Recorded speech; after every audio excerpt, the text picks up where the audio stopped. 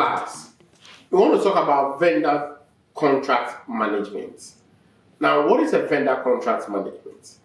Vendor contract management is the oversight of written agreements with vendors that provides an organization with products or services. And so we have talked about our vendors that we want to have a business with, which we call engagements. Now, in those engagements, we need to be able to have an agreement, and that is what we call the vendor contract agreement. Now, that vendor contract agreement is supposed to include negotiating contract terms, incorporating essential controls, having a process in place for review, approval, and execution of the contract. Now, the contract also needs to have ongoing managing and tracking. Now, the contract inventory, what is the SLAs or the several level agreements that is involved, and what are the terminations and renewal dates that are actually involved. Now, under vendor contract management, this helps create a powerful and a very legal binding business relationship. If there's no binding relationship or there's no contract, there's no legally binding relationship. And because of that, it makes things difficult. Now, this also helps to spend visibility and transparency. This also helps to be able to identify potential cost-saving opportunities for both parties. Now, this also establishes the expectations of all parties and help enforce compliance among them. If there are any regulatory compliance that are in place, all of them needs to be included in a vendor contract agreement. Then this also helps to avoid missing significant contract dates. Because it's a legally binding document, all parties are always setting up and making sure that they are abiding by the dates that have been set. Now, who is involved?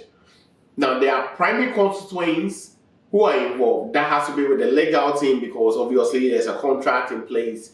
Now, we also have finance team involved because there's money that is also involved. The business owner or the sponsor, and the vendor risk management team.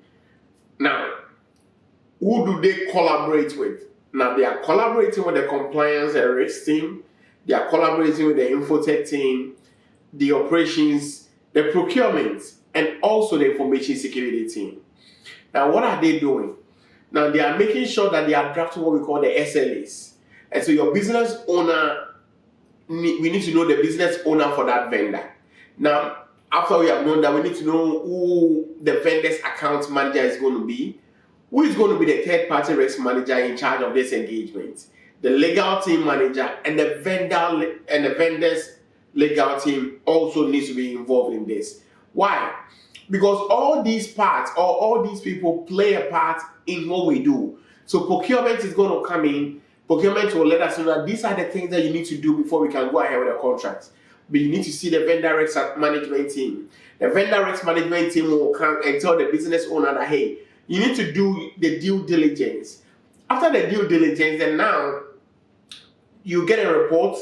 The report goes to the legal team. The report is going to help the legal team to know what they need to include in the contract. Then the financial obligations also comes in there and then. Now, what are the major elements that should be included in any vendor contract that is being signed? You need to make sure that there's a scope of the service and expectations. What are the costs involved? Now, performance standards.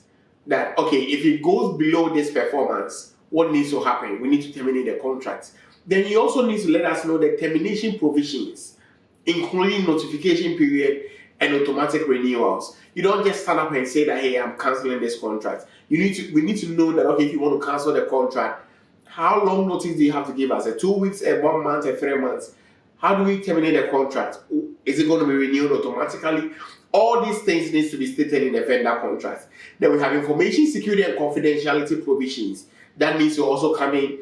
Now we need to also know the liability provisions that needs to come in. Default and remedy provisions that needs to be there. Ownership and license, indemnification provisions, then also the warranties and the representations, and all this needs to be part of the contract that is being signed. I hope you enjoyed this class. We've talked about the vendor contract management, what are the key players in there, what needs to go into the contract, and some of the do's and don'ts that comes in there. Thank you, and I'll see you in the next class.